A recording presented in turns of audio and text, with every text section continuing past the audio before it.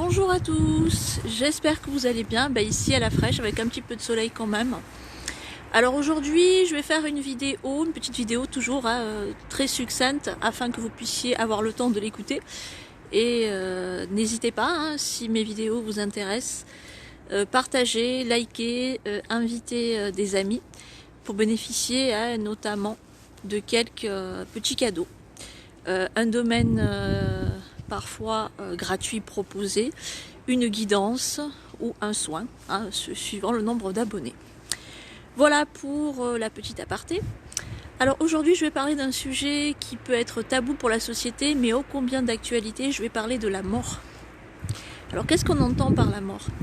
Par la mort, souvent nous, depuis notre enfance, ce qu'on voit, c'est un cœur qui s'arrête de battre.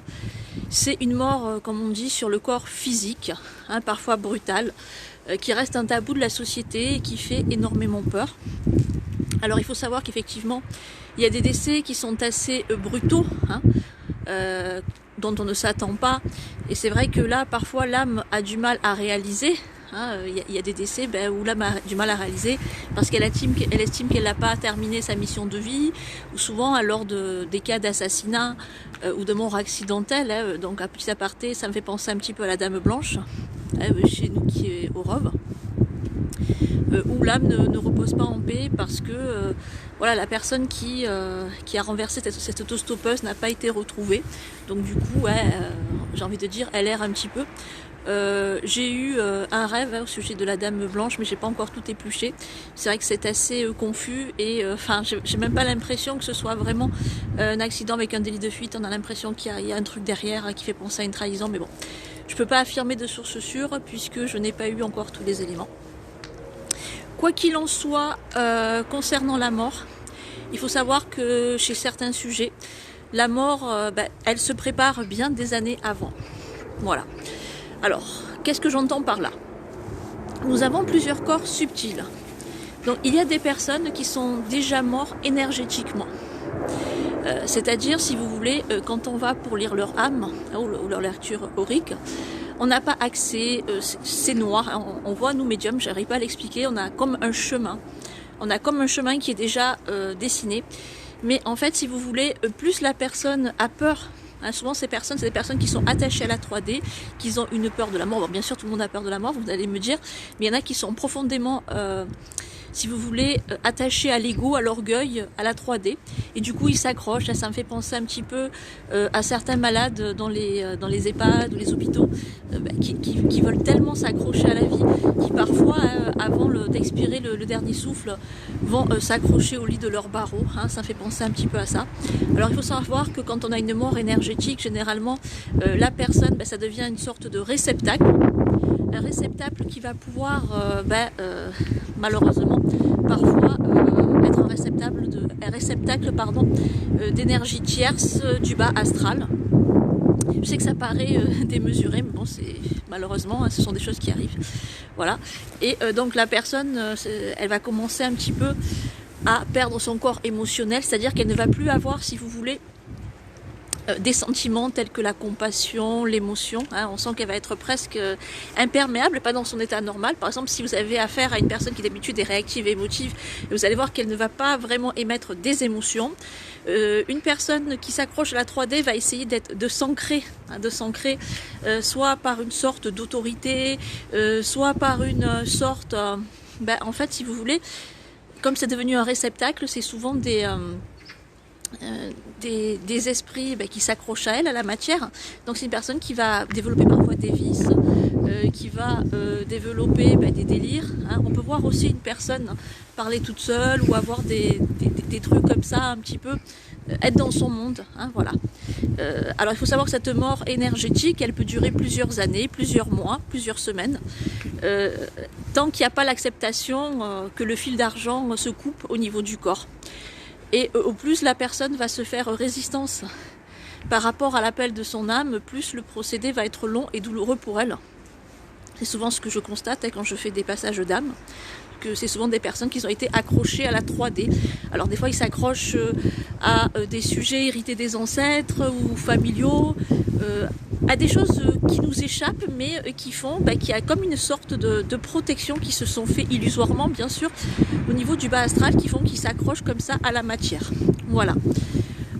Alors, il faut savoir que, et notamment, je vais m'adresser aux familles. Il y a des familles parfois qui ont vécu le drame de crimes par rapport à des enfants ou par rapport à un membre de la famille, ou des injustices ou des viols, et qui, c'est humain, hein, quand on est énervé, on souhaite parfois la perte d'une personne, on demande de justice. Bien, sachez qu'au plus vous demanderez à ce qu'on vous venge ou à obtenir justice, et plus vous retiendrez ces âmes. Pourquoi?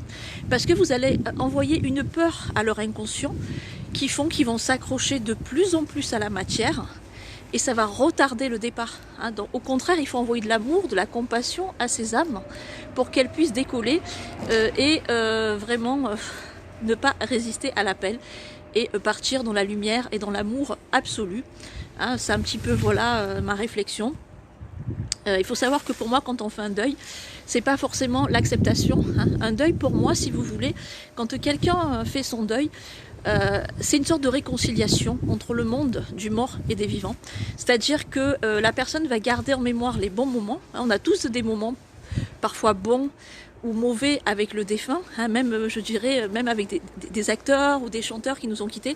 On a parfois des chansons comme ça qui font qu'on a l'impression d'avoir une relation avec eux parce qu'ils nous ramènent à des moments de notre vie privilégiés et on en garde certains souvenirs. Quoi qu'il en soit, au départ d'une âme, il faut enterrer tout ce qui est mauvais, c'est-à-dire la souffrance, le mal qui nous a été fait, l'insulte, la salissure. Et il faut savoir qu'une personne qui nous a sali, c'est parce qu'elle-même, elle a les mains sales. Donc quand on a les mains sales, forcément, on ne se sent pas bien. Et pour avoir plus de confort, on va poser les tâches qu'on a sur les mains, on va le poser sur quelqu'un d'autre pour dire finalement, c'est pas moi qui suis sale, c'est toi. Et se rassurer. Hein. Donc au départ de quelqu'un, il faut enterrer la souffrance, il faut enterrer la rancune, il faut enterrer tout ça, de manière à ce que l'âme puisse aller reposer en paix et vous ne pas être lié énergétiquement et pouvoir avancer. Voilà, c'était un petit peu ma réflexion du jour par rapport à ça. Donc en tout cas, je ne sais pas pourquoi, ça fait plusieurs jours qu'on me dit mars, avril. Je ne sais pas qu'est-ce qui va se passer dans le monde où, si ça concerne un individu particulier, on n'arrête pas de me dire mars, avril. Je ne sais pas qu'est-ce qui va se passer d'un point de vue énergétique, mais on sent que c'est des mois qui sont assez libérateurs ou... je sais pas, j'arrive pas à exprimer mon flash, comme s'il y allait avoir une sorte de chemin. J'ai aussi quelque chose de merveilleux, j'ai la guérison de personnes malades. J'ai vraiment une guérison qui arrive. Il faut savoir qu'une personne malade, même quand elle a quelque chose de très très lourd, elle peut être malade sur le corps physique, mais avoir une âme tellement saine qu'on ne sent pas sa maladie. Voilà, c'est un petit peu une dualité. Et dans ce cas-là, la maladie, elle est plus pour que la personne, elle se libère, qu'elle réalise la valeur de la vie, qu'elle pense à soi.